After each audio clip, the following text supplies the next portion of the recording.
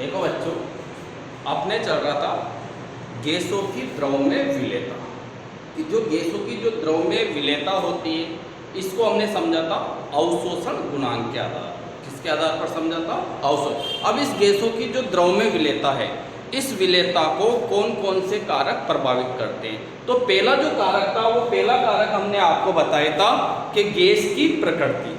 अगर किसी गैस को विलायक में घोलते हैं और वो गैस उस विलायक के साथ क्रिया कर लेती है, तो उसकी विलेयता क्या होती है? अधिक होती है। और वो विलायक के साथ क्रिया नहीं करती तो उसकी विलेयता क्या होती है? कम होती है। मैंने आपको बताया था कि जब जल में हम अमोनिया या हाइड्रोक्लोरिक अम्ल HCl गैस को घोलते हैं, तो ये अमोनिया और HCl गैस जल से क्या कर लेती है? क्रिया कर लेती है। तो इनकी विलेयता क्या होती है? अधिक होती है। लेकिन ऑक्सीजन है, नाइट्रोजन है, हाइड्रोजन है, ये गैसें जल से क्रिया नहीं करती, तो इनकी जल में विलेयता क्या होती है? कम होती है। मैंने आपको बताया था कि ऑक्सीजन की विलेयता जल में तो क्या होती है? कम होती है, लेकिन रक्त में अधिक होती है। उसका भी मैंने आपको रीजन बताया था कि ऑक्सीजन जो गैस होती है वो हीमोग्लोबिन, हमारा जो रुधिर का वर्णक होता है, हीमोग्लोबिन से क्या कर लेती है? क्रिया कर लेती है। इसलिए ऑक्सीजन की रक्त में विलेयता क्या होती है? अधिक होती है। तो पहला तो है गैस की प्रकृति।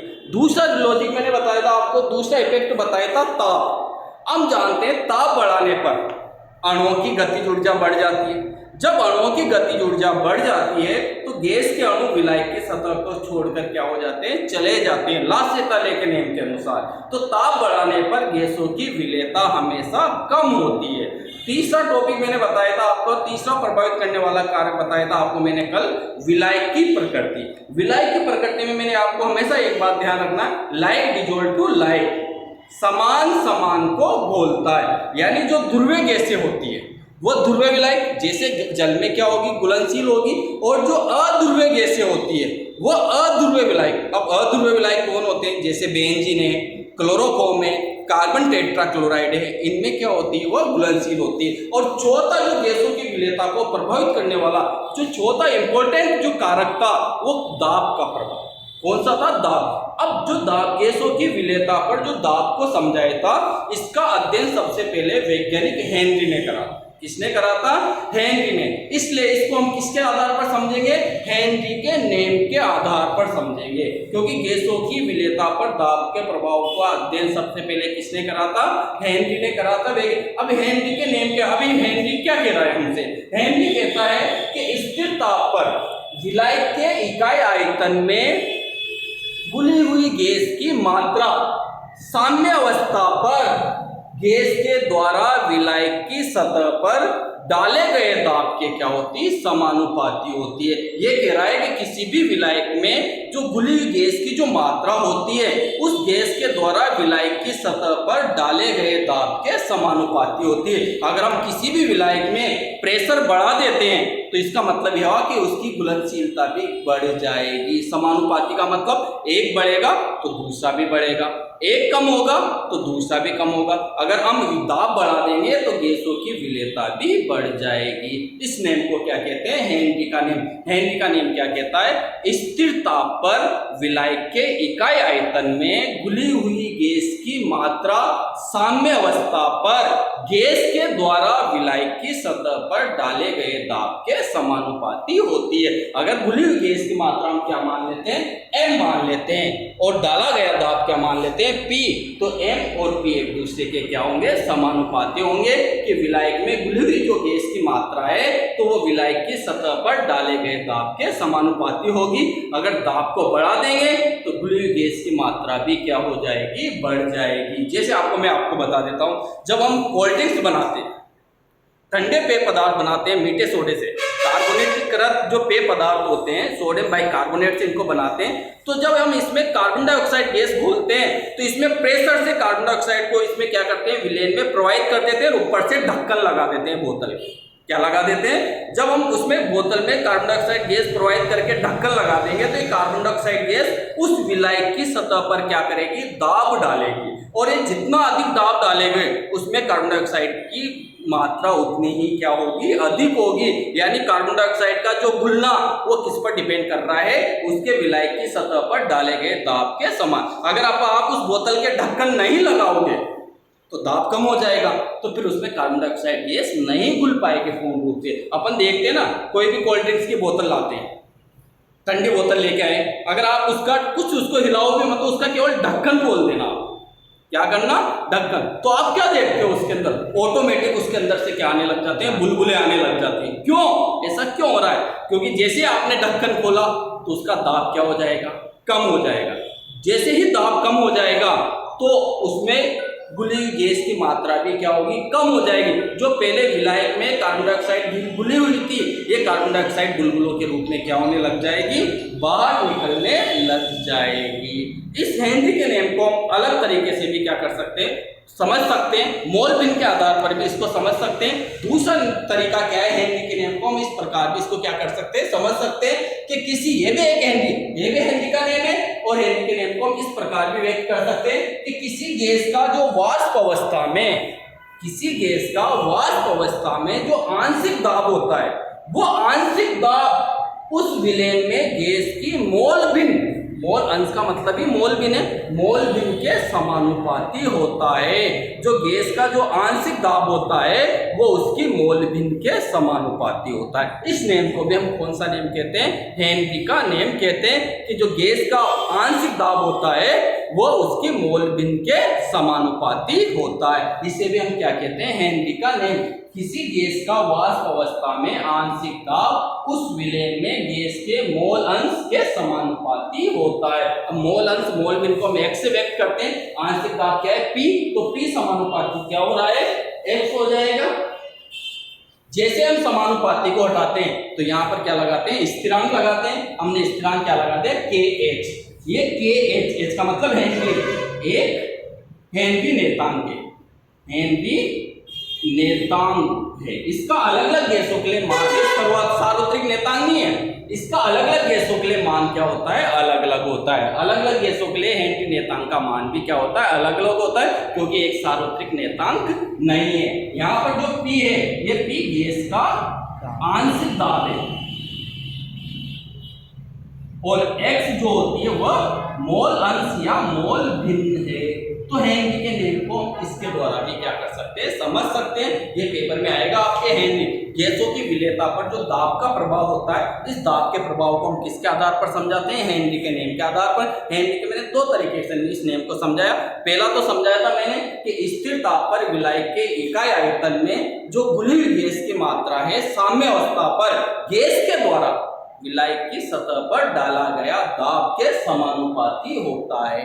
इसे भी हम हेनरी का नियम कहते हैं। और इसको मोल भिन्न के आधार पर भी समझा सकते हैं कि किसी भी गैस की वाष्प अवस्था में उसका जो आंशिक दाब होता है, उस विलयन में गैस के मोल अंश के क्या होता है? समानुपाती होता है। अगर उसका आंशिक दाब बढ़ा देंगे तो विलायक में उस गैसों की मोलों की संख्या क्या हो जाएगी? बढ़ जाएगी। उसकी विलेयता क्या हो जाएगी? बढ़ जाए। यानी ये दोनों भी एक दूसरे के क्या होते हैं? समानुपाती होते हैं। अब आता है हमारे पास हेनरी नियम के उपयोग, यानी इस नियम के क्या क्या अनुप्रयोग होते हैं। पहले मैं आपको बता देता हूँ हेनरी नियम के क्या क्या अनुप्रयोग होते हैं। पहला अनुप्रयोग इंपॉर्टेंट है बच्चों, इसको ध्यान रखना। पहला जो हेनरी नियम का जो अनुप्रयोग होता है, जैसे मैंने अभी आपको बताया था, जब हम ठंडे पेय पदार्थ बनाते हैं, सोडियम बाइकार्बोनेट से जो ठंडे पेय पदार्थ बनाते हैं, कार्बोनेटीकृत पेय पदार्थ, तो इसमें कार्बन डाइऑक्साइड घुली होती है। तो इसमें जब इनको बनाते समय इसमें कार्बन डाइऑक्साइड गैस को प्रेशर से, उच्च दाब से इसमें क्या करते हैं? प्रोवाइड करके इसके ऊपर ढक्कन लगा देते हैं।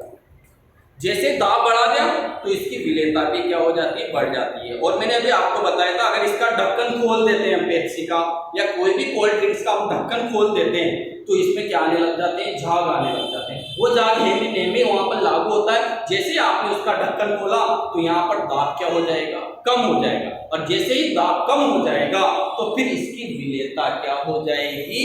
विलेयता कम हो जाएगी, और वो कार्बन डाइऑक्साइड गैस बुलबुलों के रूप में क्या होने लग जाएगी? बाहर निकलने लग जाएगी। दूसरा हेनरी नियम का जो अनुप्रयोग मैं बताता हूँ आपको, जो पर्वतरोही होते हैं, जो पहाड़ों पर रहते हैं, या जो व्यक्ति पहाड़ों पर चढ़ते हैं, तो उन व्यक्तियों में भी एक पोजीशन हो जाती है। जैसे हम जानते हैं बच्चों, जैसे हम ऊपर जाते हैं तो दाब क्या होता जाता है? कम होता जाता है। जब दाब कम हो जाता है तो हमारे रुधिर में जो ऑक्सीजन गैस घुली हुई है, मैंने क्या बताया था? अगर दाब बढ़ा देंगे तो विलेयता बढ़ जाएगी, और दाब कम करेंगे तो विलेयता क्या होगी, कम होगी। तो जो पहाड़ों पर जो व्यक्ति रहते हैं या ऊपर पर्वतों पर जो व्यक्ति जाते हैं पर्वतारोही, तो उनमें की जो रुधिर में क्या घुली हुई है, उनकी ऑक्सीजन। जैसे ही दाब कम होगा, जैसे ही दाब कम होगा तो रुधिर में से ऑक्सीजन गैस क्या हो जाती है, उनकी निकल जाती है, यानी उनमें ऑक्सीजन की क्या आ जाती है, कमी आ जाती है। और जब ऑक्सीजन की कमी आ जाती है तो उनका सिर दर्द होने लग जाता है, हाथ पैर दर्द होने लग जाते हैं, और ऐसे व्यक्तियों की धीरे धीरे सोचने और समझने की क्षमता भी क्या हो जाती है, कम हो जाती है। इस रोग को हम कहते हैं एनोक्सिया। इस रोग को क्या कहते हैं हम, एनोक्सिया कहते हैं, क्योंकि उनमें सोचने और समझने की क्षमता क्या हो जाती है, कम हो जाती है। यह रोग किसमें होगा, पर्वतारोही में। जो पर्वतारोही व्यक्ति है, जो पहाड़ों पर चढ़ते हैं, जो पहाड़ों पर रहते हैं, उनमें क्या होता है, दाब कम हो जाता है, तो उनमें रुधिर में ऑक्सीजन की क्या आ जाती है, कमी आ जाती है, जिससे उनके सिर दर्द होने लग जाता है, हाथ पैर दर्द होने लग जाता है, सोचने और समझने की क्षमता क्या हो जाती है, कम, क्योंकि उनके शरीर में किसकी कमी आ जाती है, ऑक्सीजन की कमी आ जाती है। और ऐसे रोग को हम क्या कहते हैं, एनोक्सिया कहते हैं। क्या कहते हैं, एनोक्सिया कहते हैं। दूसरा, ये तो ऊपर वाली बात है, जब हम जो समुद्री गोताखोर होते हैं वो समुद्र के अंदर जाते हैं। अब जैसे जैसे मैंने आपको बताया ऊपर जाते हैं तो दाब कम होता है, जैसे जैसे नीचे आते हैं तो दाब क्या होता है, बढ़ता है। समुद्र की गहराई में बहुत ज्यादा क्या होता है, उच्च दाब। तो वो जो समुद्री गोताखोर होते हैं अपने साथ गैस सिलेंडर ले जाते हैं ताकि वो शोषण करेंगे। तो उस गैस सिलेंडर के अंदर वो उसमें हीलियम, नाइट्रोजन और कार्बन, हीलियम, नाइट्रोजन और ऑक्सीजन का मिश्रण होता है।